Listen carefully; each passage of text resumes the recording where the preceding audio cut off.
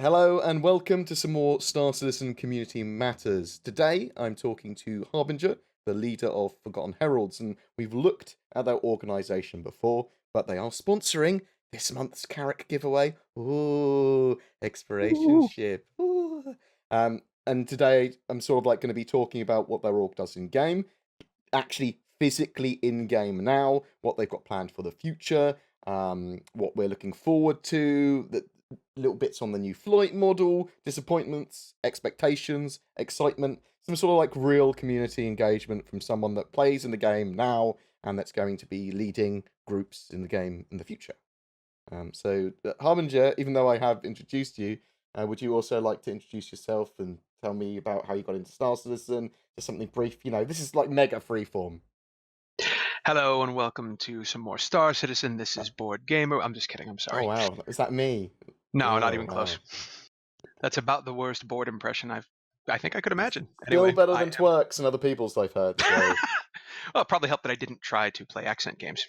thanks, appreciated. And yeah.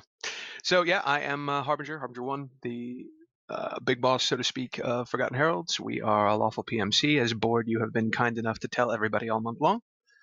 Kind of very white hat, trying to do the defense work and the protection work and so on. So very strict sort of rules of engagement to make sure we aren't the guys forcing the grief. Um, but yeah, it's interesting to watch the game evolve, and it's incredibly rewarding to watch your org, sort of evolve as the game does. Right, this is the time to get in and make the mistakes and learn one another's sort of habits and ticks and so on. And that's sort of the magic that goes on at this point. Um, so yeah, it's fun to hang out and chat Star Citizen. I'm glad we got the chance. Thanks for that. So how many's in the org at the moment, and what sort of thing do you do in game with your guys now? Do you get an entire server sort of maxed out? What sort of missions and events do you run now? Right. So the short version ish of the tale is a year ago we had 19 when we first talked, right?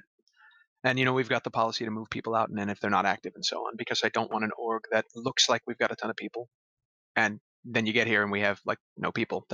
I don't like that. I've seen that a lot, and that's not really what we want to do. As of today, in time of recording, I think we're up to 75 people, and the overwhelming majority of them are very consistently active. There are a handful that sort of skirt the edges, some that are on leave because they're active duty military for various nations, and that's a thing that we have as a policy, right? Nobody's tapping you on the shoulder saying, right, I know you're off actually potentially getting shot for your country, so it's more important that you're here on Star Citizen and we're mad at you, so we're kicking you out. Like we can't do that. That's not a thing. But otherwise, we've got a pretty heavily active group. And when we do either the smaller company level events within our org for the focused specialized companies, we end up with, between 8 and 12 to 15 members on at a time on a fairly regular basis. And then when we do the org level operations, which is where all the companies get in, we will get, upwards of 32, 34, 35 people in fairly consistently. I think the lowest org level thing we did was 22 people, but the overwhelming majority of them are at and right above the 32-ish mark. So we don't take the entire server, but we do take most of it, right? As far as missions in game at this stage, some of it is the obvious stuff. Everybody likes going to JT. Everybody wants to be at Jumptown. And Sandy and Chris, bless them, gave us a huge gift because Widow is officially now, at least for the moment, considered a legal substance. We weren't touching Widow before because it's a drug. You wouldn't need a secret hidden drug lab for a thing that was legal, right? But when they came out on an ATV and said that is what lawful traders are off doing lawfully, and the unlawful people are coming in to shoot them and take their lawfully earned stuff, I'm like, well, hey, we can go sell stuff from Jumptown now. So is that something that quite heavily influences your org then, sort of like the lore Yeah, in game? So you, yeah, absolutely. It's important for us, right? Because it's easy to play the generic mercenary card. We're a PMC, so that means we shoot other people for money. Well, kind of, right? I mean, that's going to be part of it. But for us, we want the big fat juicy UE contracts. And let's sidestep the NPC contracts for a minute. You're not very likely as a guy who, runs a trading ship or a mining org or, has VIPs to transport or whatever, to hire a low reputation, they'll turn on anybody and shoot them kind of organization. There aren't rules that they follow, the org that you want to hire follows. They're not going to have a high reputation. And if they don't have a high reputation, you're probably not going to want to hire them. I don't want that to be the case for us. So we focus pretty heavily on making sure what we do is, from a lore perspective at least, very lawful and legal. So we don't get the reputation hit. And with a lot of the stuff you're talking about there, that's a lot of that's going to be more relevant in the future. You're talking about GCUEE contracts, and at the moment in 3.4.3, there's no reasons for long-term play beyond what you make them. So I mean, it Yeah. is a little bit role-play orientated, or you can just be practicing as an org, or you can be going through the motions. What is it for you? Is that just going through the motions with your org? Sort of like getting team building. Why are you playing Star Citizen now? Well, so team building is obviously a real part of it, right? You have to build that team. You can't just show up and hope for the best. And chemistry makes that happen. So you want time served kind of in the trenches or out in the black with your folks so that you know how they fly, fight, think, etc. But for us, it's a matter of, beyond those things, looking at the types of work and operations that we know we are going to do or want to do long term, and then finding ways to drill down on that, practice it, create standard operating procedures and techniques, tactics, and protocols, so that we know when situation A comes up and we're on that type of job, either for ourselves, for NPCs, or for other players. We know what we're doing and how we're doing it. So it's creating that consistency so that we're all talking the same language, we're all speaking the same language, I should say, and we're all on the same page. So that involves everything from just putting together a very quick rule of engagement and order what we're going to do tonight, where we're going to be, and assigning who's doing what job. You guys are in the air, you guys are on the ground, etc. Down to the more detail oriented stuff where we're writing full op orders out, not 50 pages long, but an operation order of, right, here's the mission, here's why we're doing it as far as lore would go. Here's what we're actually doing. Here are the rules of engagement. Here's where, here's when, here's what you can use, here's what you have as backup, and go.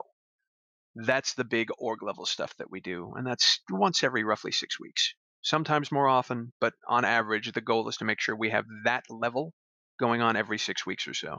And then in between, we do the company level things where you and the guys that also mine, because you want to mine, are off doing mining things with some protection and so on. And how often is that? How often are the smaller events? Oh, God, the smaller events happen multiple nights a week. Okay, so very active with that. Oh, yeah.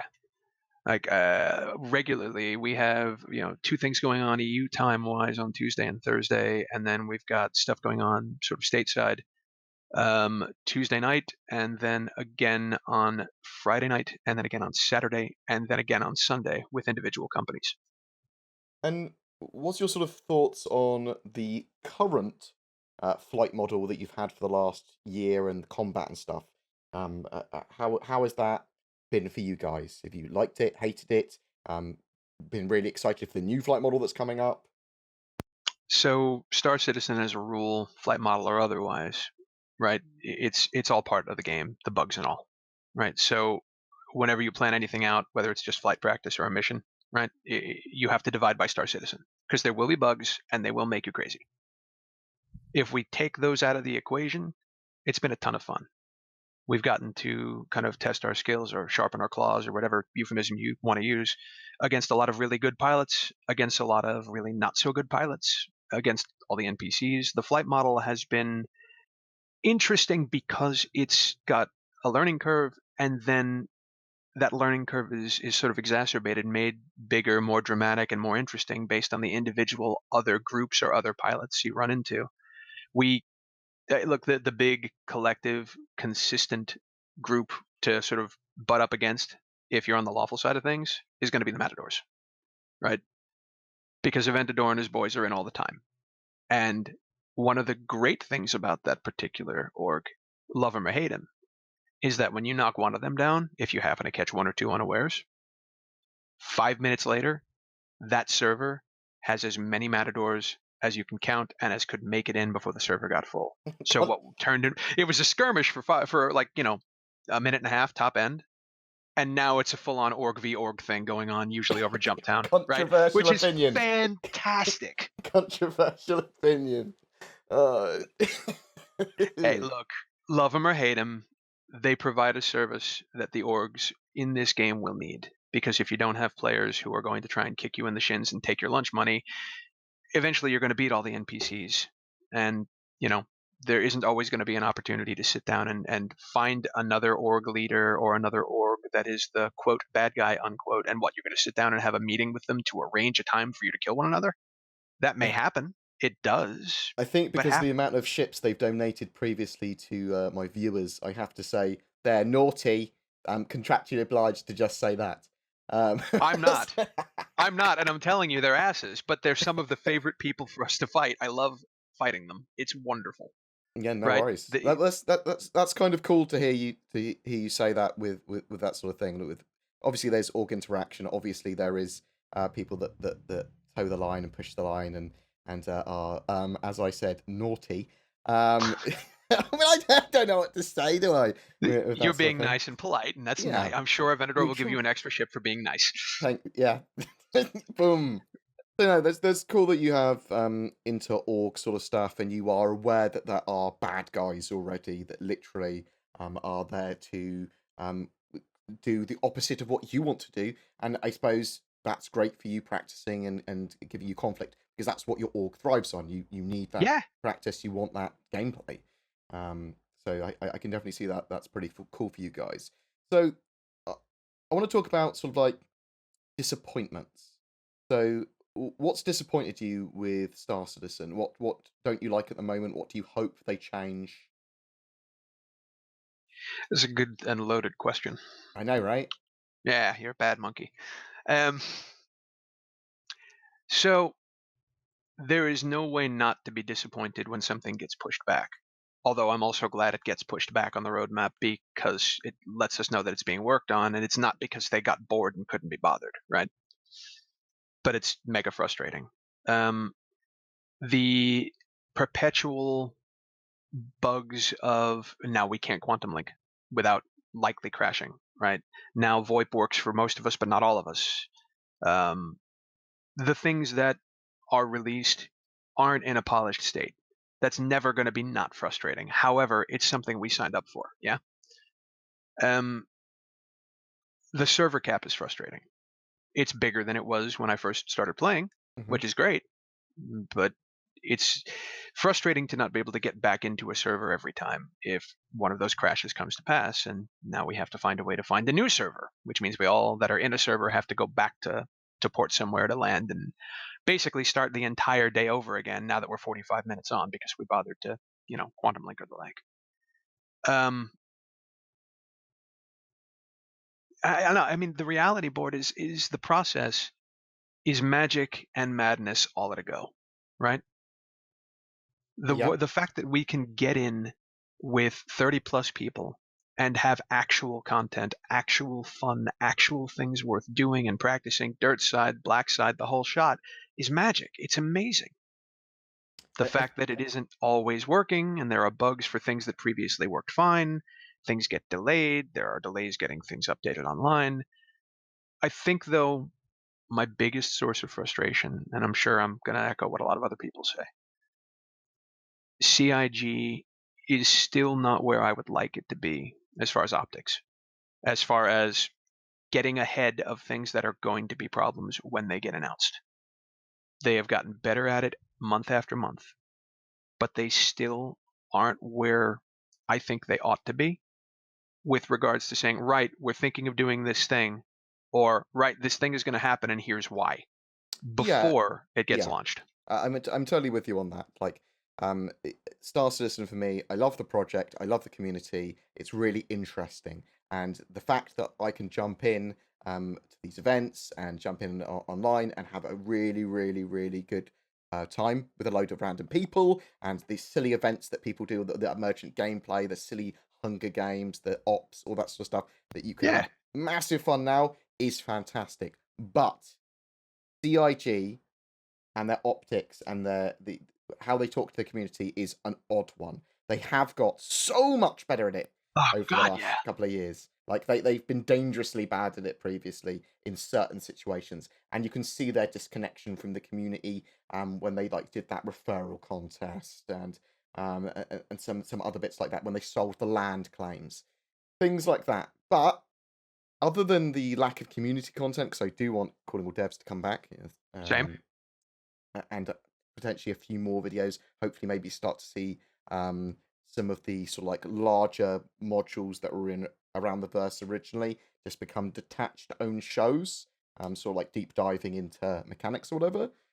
I, I wish that CIG would communicate better with us. They would show us stuff and talk to the community before they make new decisions and do things in a new way that affects the community heavily. But that said, they are telling us stuff now earlier. They're very responsive to the community when they try and sell those CitizenCon streaming. You had to pay to watch it basically tickets. They did like the next day change their mind and go, no, people are angry. Sorry, let's do it. Do it live for everyone. Woo! Yeah, yeah, exactly. So here's another example, right? With the situation that happened with the marketing budget, where we had some basically shares sold, yeah, to the other investor. We had a lot of people that were instantly freaked out and instantly salty because Okay. they don't themselves. Everyone in the community is not a guy who knows business, who's researched business, who has run a business, who is at a higher level in a business. We don't have a bunch of people, stem to stern, who own Auroras and up, who are business degree holding people. Totally reasonable, totally fair. It's not like we're marketing to business people as Star Citizen, right? But we, as a community, didn't get a good explanation as to what any of that stuff meant in a couple of situations, which led to more salt and more confusion and more alert the media and, wake the China because things are exploding. It's not CIG's responsibility to educate us about how business works, but if they want less salt, they should probably give a Cliff Notes version or Spark Notes version out so that people at least lose some of the instant fuel from which to bitch. Although I agree with you that it's probably not their duty to educate people how business works, it is their duty to keep their backers informed, and a lot of their backers obviously haven't got enough time to do that. So there is certainly a balance there. They do need to keep people informed of decisions and of things they do that affects the project, or at least has the appearance of being to do with the backers. I love the fact that they've exposed their financials now. That's Yeah. fantastic. That's madness to me. I literally thought, why have they done this? And I know they had a little bit of flack from sort of like a vocal minority, sort of like pushing for that. But I suppose it's kind of good that they have shown that. It gives me more information to base stuff on. Um, and when they're giving away like 10% of the company for $46 million of investment, which they say is earmarked for advertising and stuff, I mean, they told us that now. But yeah, I think there is a level that they need to tell us at. And then obviously they don't need to tell us all their bloody business decisions. But respecting that some of their backers are lay people and there's a lot of different types of people and they don't have the time to research everything, I would like to see stuff like that summarized. And I think they have done it to a degree now, and they are starting to do that a bit better.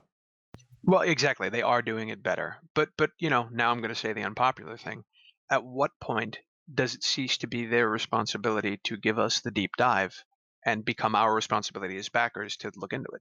I don't think it ever stops being their responsibility. Like I think they have a duty and a responsibility. I mean, their lifeblood is the community. Their lifeblood is the development of that game. They need to keep on showing us.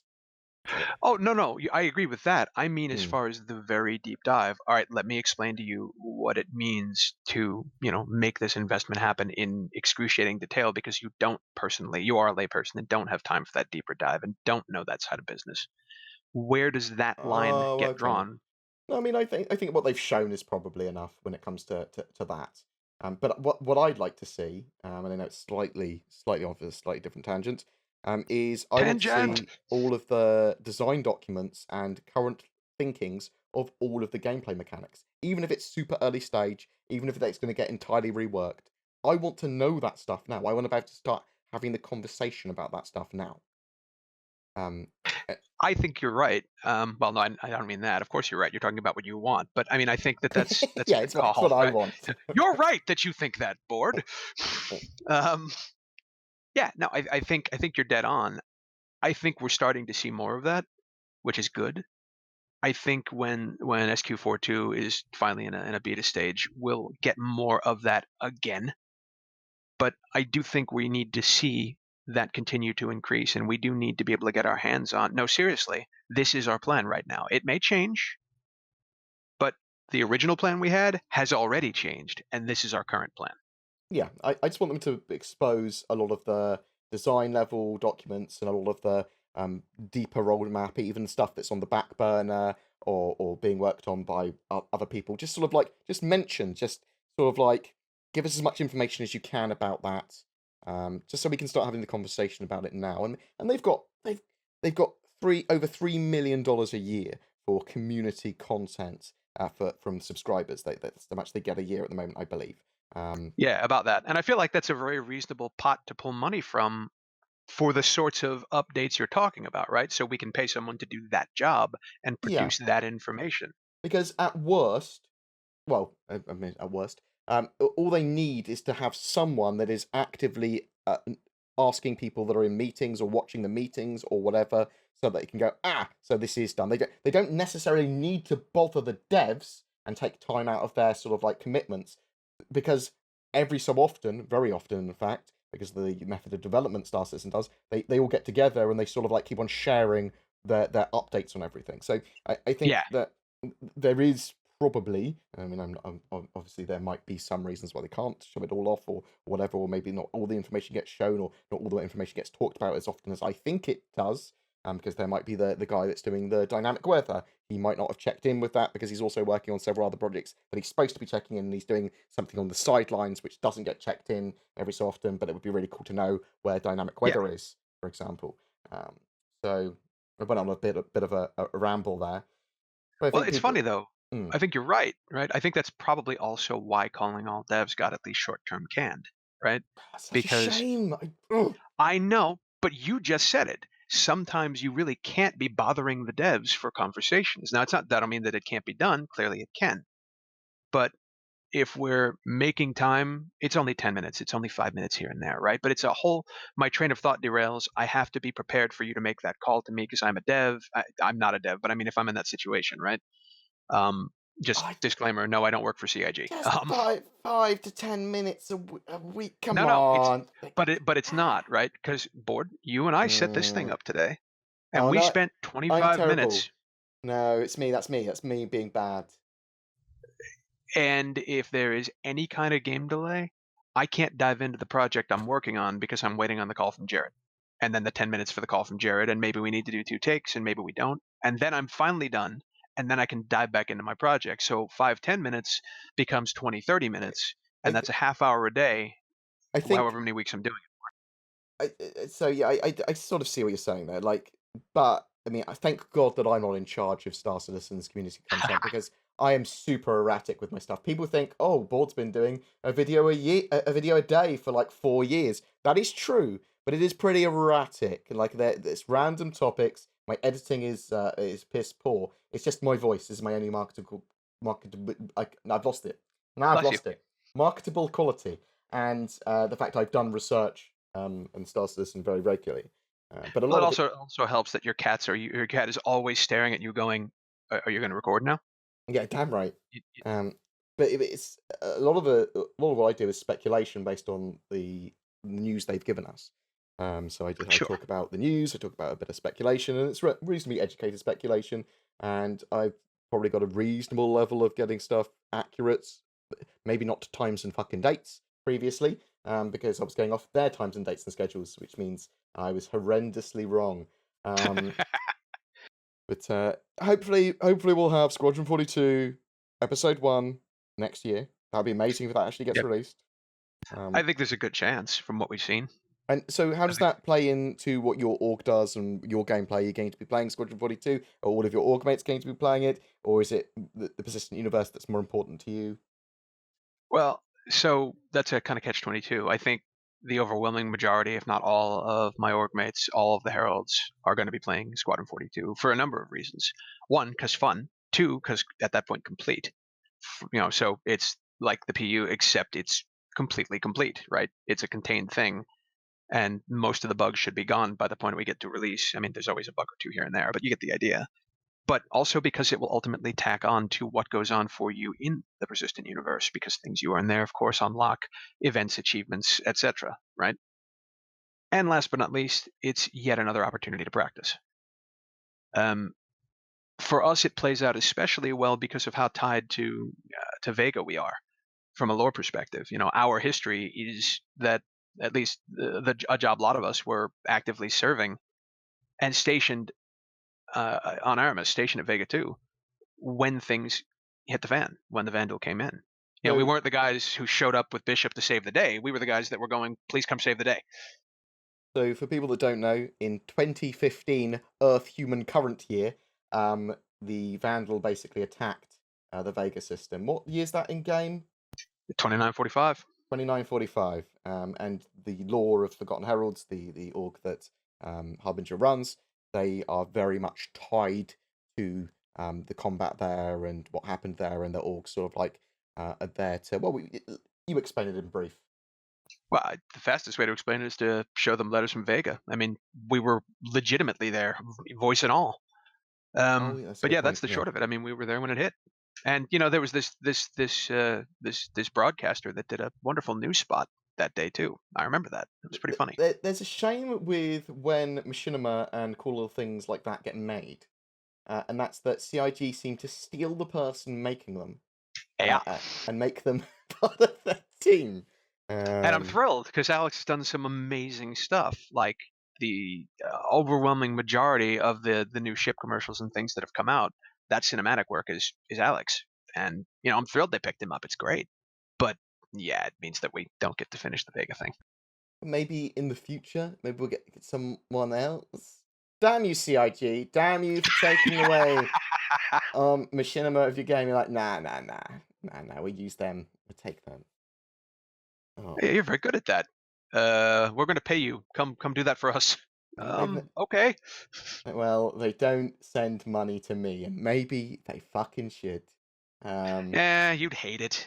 You'd hate it. Well, no, I wouldn't hate money. I just disclose it. I've realised Well, that I don't have. I've realised to a certain level, I would not mind CIG. This is a. are you shilling now for yourself? Is I'm that what this shitting is? for This is the board myself. gamer I shills? would not mind them giving. No, I would. You're right. I would. Everyone You would would. still You'd make. hate it. You'd love the money, right? That'd be Yeah, great. You'd I love do them love paying for you money. to go to events and be their newscaster. That'd No, be I great. wouldn't. I wouldn't like being paid But to you'd go to hate events. not being honest because you'd have to be filtered. No, would you? You could just You disclose would. it. You could say fuck still. I'm sure.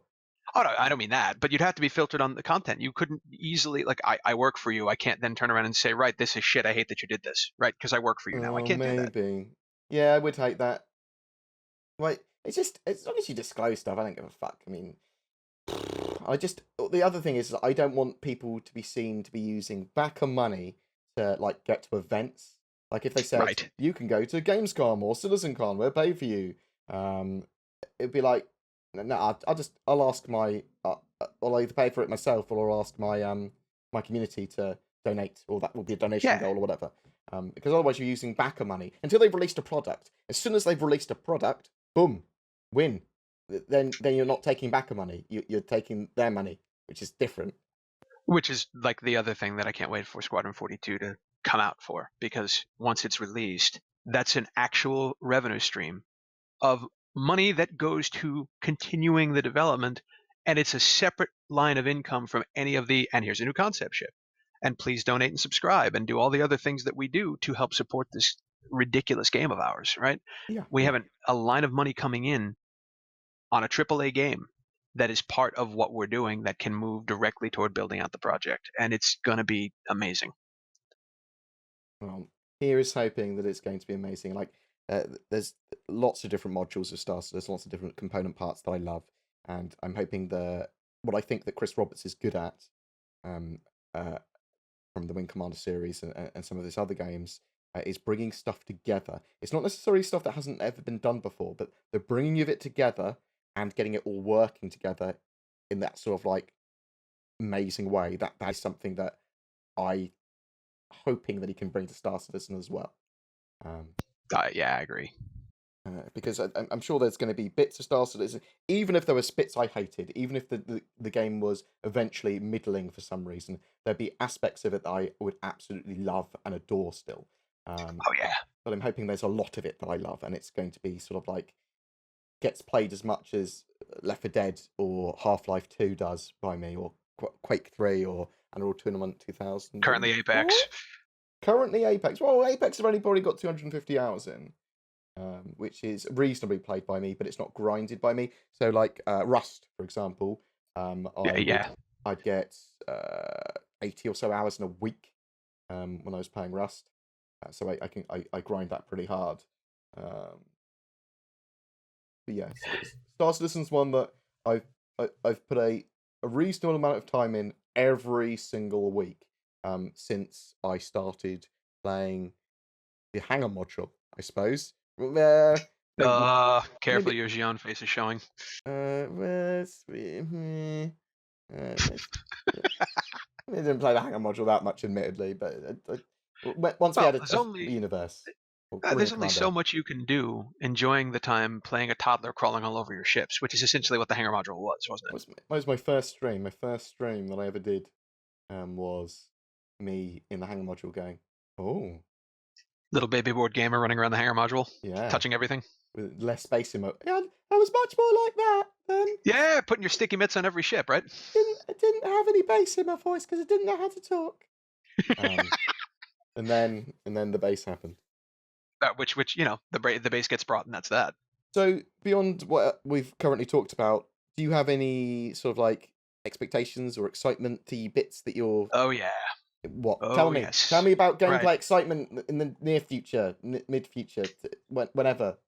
The thingy, yeah. So I am your friendly neighborhood blind guy, right? Oh yes, yeah. Please talk a little bit about that because it's not a joke. No, it's not a joke. I am your friendly neighborhood blind guy. I am, the unicorn that is a legally blind gamer, which means there's lots of stuff I don't do well because, well, blind. My time on target is horrible. Why wouldn't it be, right? But there are other things that I do quite well. But the relevance to this is when at CitizenCon this past year, a job lot of us, 10 of us from the org, flew from different parts of the country and all went to CitizenCon, and it was awesome and magic and fantastic. Word of note to everybody, those of you that are already in orgs, there is nothing quite like sitting down and drinking a pint with your org mates finally face to face. It changes a lot, and all for the best.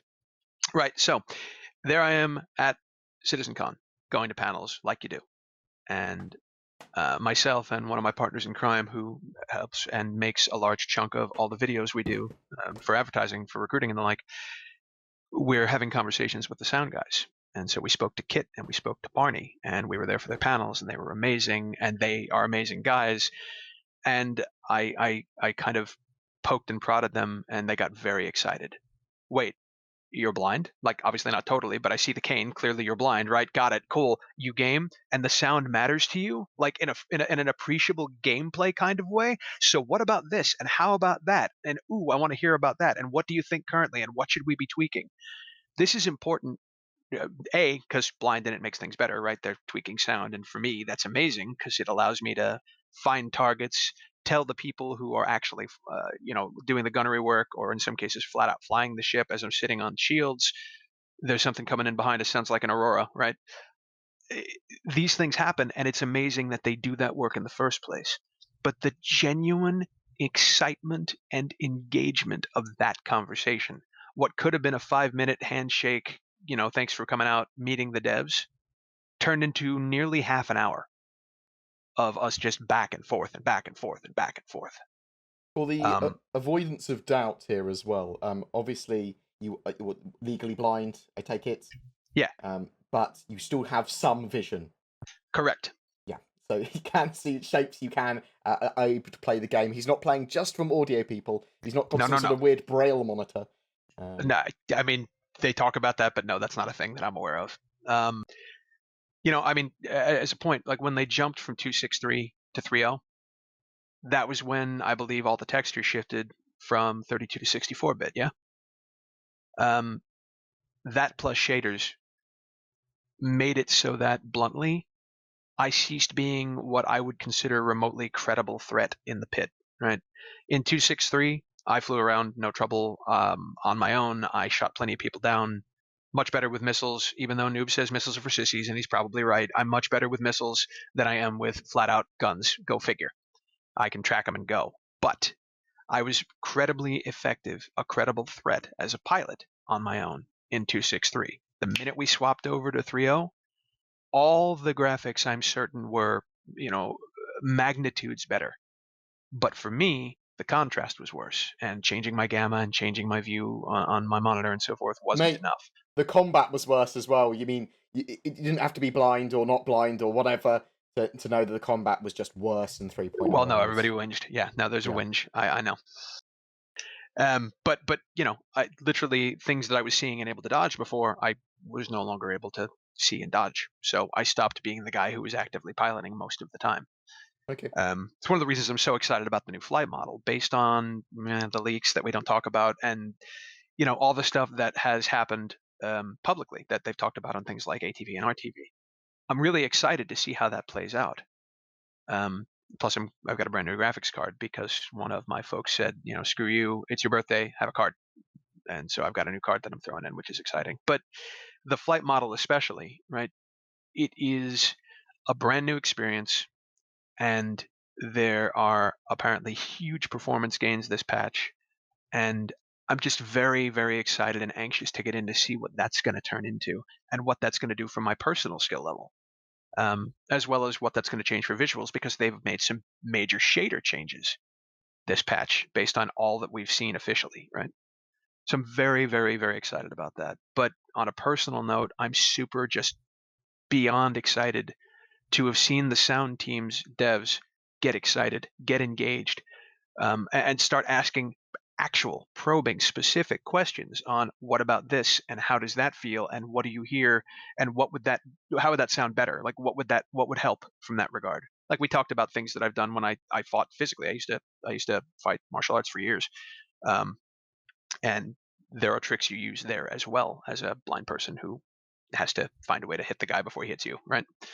So that was part of the conversation too. And I mean, I mention this because not only is it badass from the purposes of just the game improving, but I think it goes back to the excitement of the people working on the project. I mean, it's a passion project for everybody working on it, and it shows in every conversation you have. Yeah, I mean, so obviously I've gone on quite a few office tours previously, and I go to some bar Show citizens off.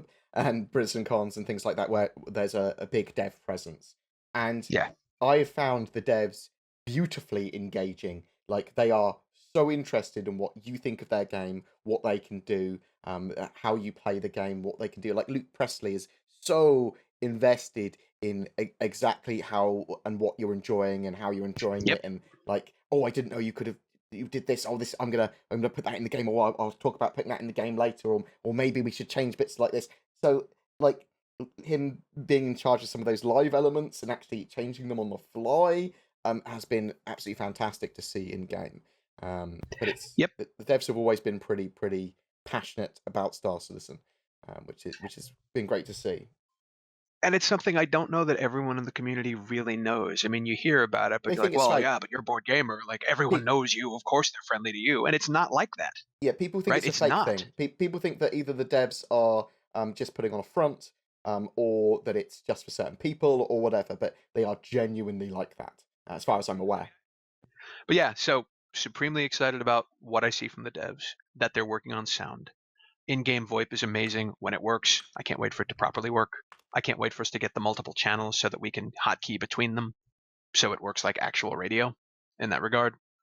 The flight model everyone is excited for. I am bouncing in my chair up and down for the fact that we're going to get things like the Hull C finally and the Prowler finally.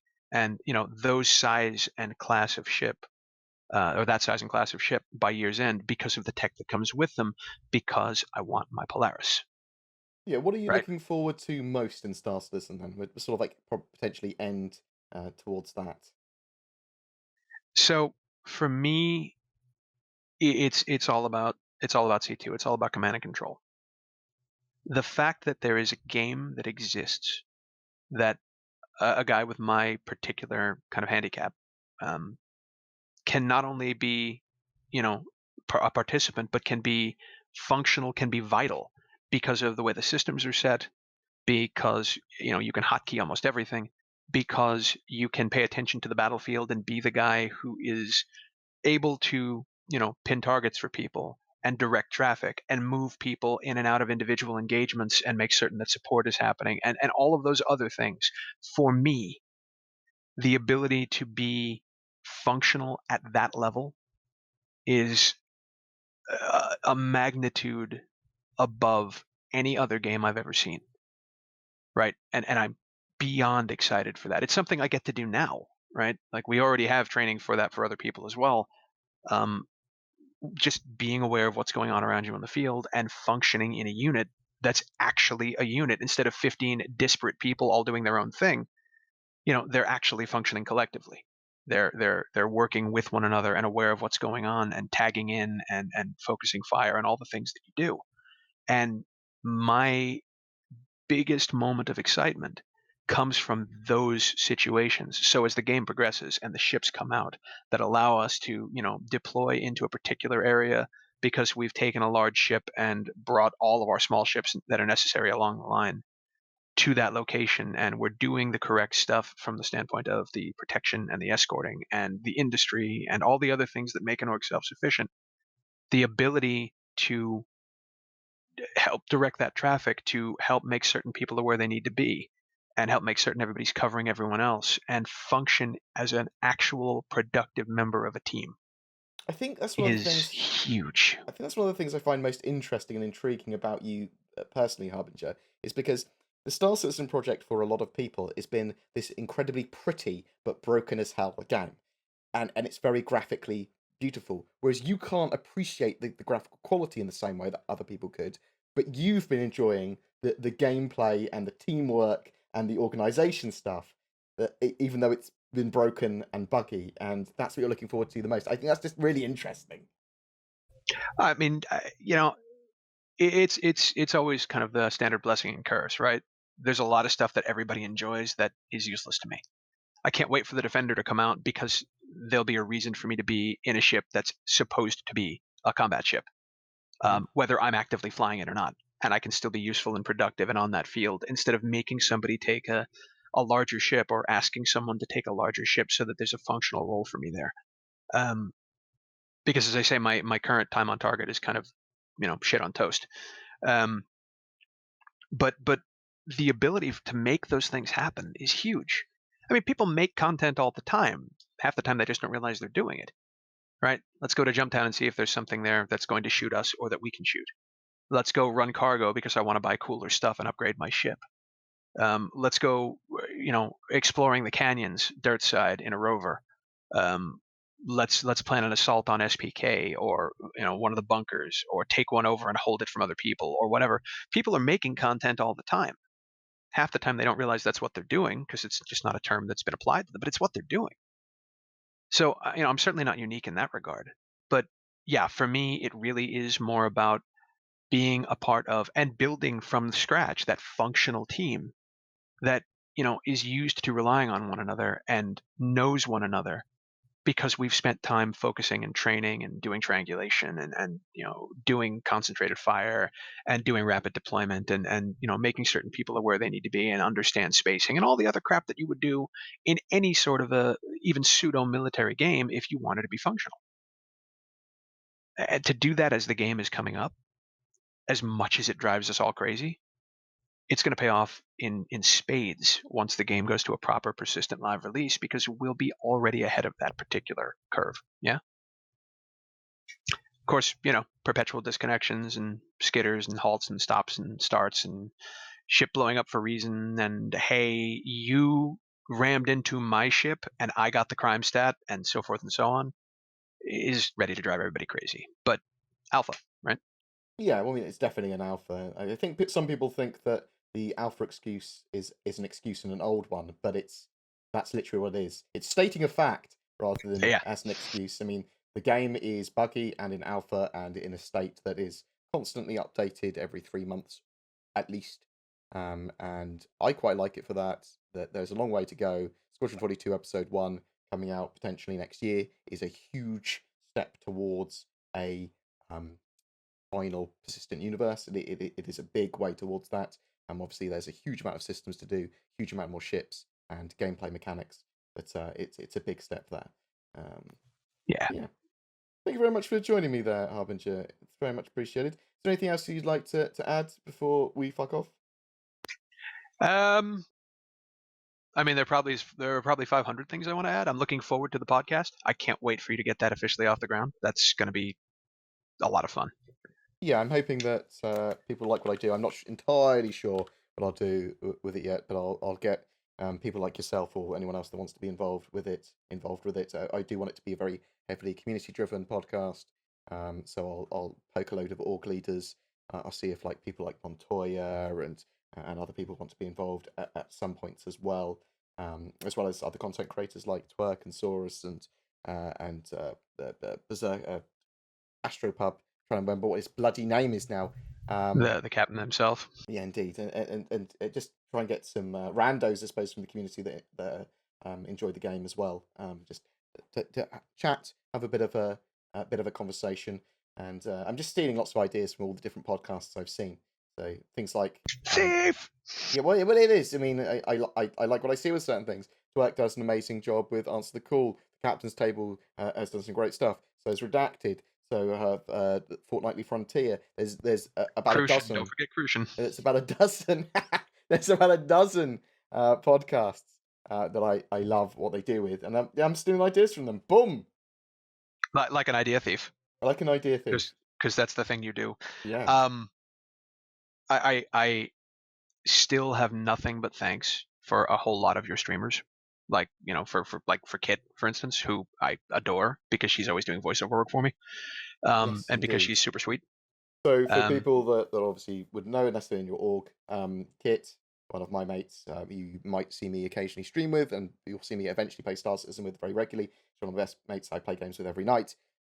She does a load of voiceover work for Harbinger for the sort of like ops they do in game. So they'll literally play a sound file as they get to certain locations, like Tessa Bannister style. Exactly like Tessa Bannister style. Yeah. So, you know, when you make the op order and create the actual operation, you set up a thing and you record things in advance. So it's not completely hodgepodge, right? And then, right, you've come here and, right, you're up and you're in the air or in the black and you're flying to this destination and comm coming through and we play the sound file and they get to hear what it is. And sometimes it's something good and sometimes it's, oh shit, there's trouble, go do the thing. And, you know, Kit has been just a super, super, super help. Just moving forward with that. So our version of a Tessa Bannister at that point is Blue Molly, which is who she plays. So Lieutenant Commander Vanessa Finn. Board, thanks again. It's been a lot of fun, as always. And bye, Star Citizen. Well, what a perfect sign-off. Bye. Bye, Star Citizen. See you later. That's okay. That's how I'm going to sign off from like when I do the podcast. Oh, I was quoting you. Isn't that how you do it sometimes? Nailed it. No, that is not how I do it. Right, I'm ending this. Boom. Every month we have a ship giveaway. This month, by popular demand again, it's for an Anvil Carrack. This time sponsored by Forgotten Heralds, a lawful private military company with a history grounded in UEE military service. They are recruiting at the moment and are a good choice for both veteran and new players alike. All you need to do to be in for a chance of winning that Carrack, though, is be subscribed to my YouTube channel and comment on any of my Star Citizen videos made during this month. Links to more info on Forgotten Heralds and full details of the giveaway down below. If you don't have a gaming PC yet or you are upgrading, instead consider Shadow Cloud Gaming. They allow you to leverage the powers of the internet to stream a high-spec Windows 10 environment to any other PC, Mac or device like a smartphone or tablet. It is working really well in Star Citizen's 3.4 branch, and be sure to use the code BoredGamer if you do decide to check it out to get a discount. Links below.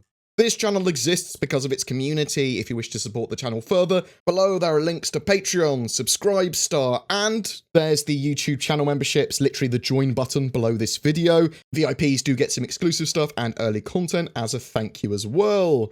If you have any feedback, suggestions, or just want to say hi, please drop a comment below or poke me on discord.gg/BoredGamer. Thanks for watching, and I'll see you in the verse.